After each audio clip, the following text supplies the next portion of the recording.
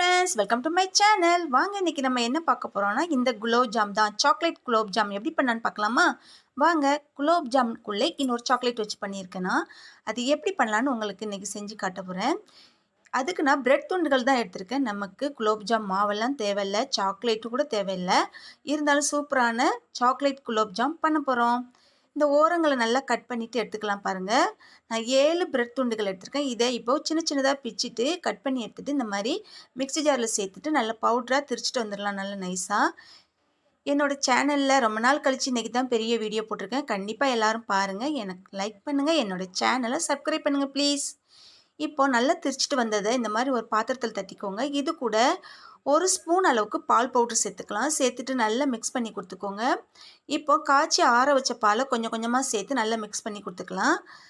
கொஞ்சம் கொஞ்சமாக சேர்த்துக்கோங்க. முதல்ல ரொம்ப ஊற்றிடாதீங்க, கொஞ்சமாகவே சேர்த்தா போதும். நல்லா மிக்ஸ் பண்ணி கொடுத்துட்டு ஒரு 10 நிமிஷம் அப்படியே ஓரமாக மூடி வச்சுருங்க. இது நல்லா ஊறட்டும்.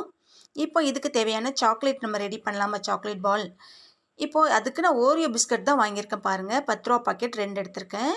இதையும் சின்ன சின்ன துண்டுகளாக ஆக்கி மிக்ஸி ஜாரில் சேர்த்துட்டு நல்லா நைஸாக திரிச்சிட்டு வந்துடலாம். இந்த மாதிரி உடச்சி சேர்த்துக்கோங்க.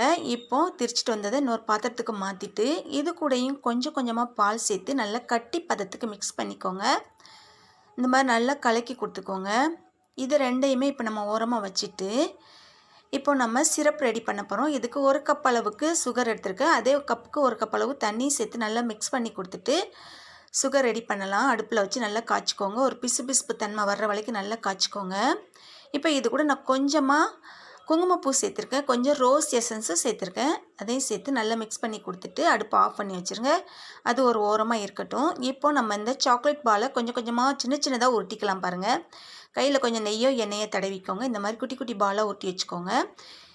இப்போ நம்ம இந்த பிரெட் துண்டுகள் ஊற வச்சிருந்தாலும் அதையும் எடுத்து கொஞ்சம் பெரிய சைஸ் பாலாக ஊட்டிட்டு இதை நடுவில் இந்த மாதிரி ஓட்டை போட்டுட்டு நம்ம பூரண கொழுக்கட்டை பண்ணுவோம்னா அந்த மாதிரி தான் இதை நடுவில் வச்சுட்டு நல்லா ஒன்று போல் அமுக்கி கொடுத்து மூடி விட்டுட்டு நல்லா ரவுண்டாக பிடிச்சிக்கோங்க. இந்த மாதிரி எல்லாத்தையுமே நல்லா பால் பண்ணி எடுத்து வச்சுக்கோங்க. ரவுண்டாக எல்லா மாவுமே நம்ம பண்ணி எடுத்து வச்சுக்கலாம். பாருங்கள், எல்லாத்தையும் பண்ணி எடுத்தாச்சு. இப்போ அடுப்பத்தை வச்சுருக்க கடாய் வச்சுட்டு அதில் எண்ணெய் சேர்த்து அடுப்பை மீடியமாக வச்சு மிதமான சூட்டில் தான் போடணும். இது எண்ணெய் ரொம்ப சூடாகக்கூடாது. போட்டுட்டு நல்லா பொரித்து எடுத்துக்கலாம். ப்ரௌன் கலராக ஆகிற அளவுக்கு நல்லா பொரித்து எடுத்துக்கோங்க. பாருங்கள், நல்லாயிருக்கு பார்க்குறதுக்கு நல்ல பால்ஸு. இப்போ இதெல்லாம் நல்லா பொரித்து எடுத்ததுக்கப்புறமா நம்ம இப்போ சுகர் சிரப்பு கொஞ்சம் சூடாகவே இருக்கும், இது ஆறட்டும். இது நல்லா ஆறுனதுக்கப்புறமா சுகர் சிரப்பில் சேர்த்துக்கோங்க. சூடாக போட்டுறாதீங்க. சுகர் சிரப் மட்டும் லேசாக வெது வெதுப்பாக இருக்கணும். இப்போ இந்த மாதிரி பாத்திரத்துக்கு மாற்றிட்டு இதுக்கு மேலே நம்ம சுகர் சிரப்பை நல்லா ஊற்றிடலாம். அப்படியே ஊற்றிட்டு ஒரு மூடி போட்டு மூடி ஒரு 1 மணி நேரம் அப்படியே ரெஸ்ட்டில் விட்டுருங்க. நல்லா ஊறட்டும். அதில் ஜீரா சிரப்பில் நல்லா ஊறினதுக்கப்புறம் எடுத்துகிட்டு பாருங்கள். இப்போ நல்லா ஊறியிருக்க எடுத்து பார்க்கலாம். பார்த்தோன்னே சாப்பிடணும் போல் நாக்கு தூணுதா ஆசையாக.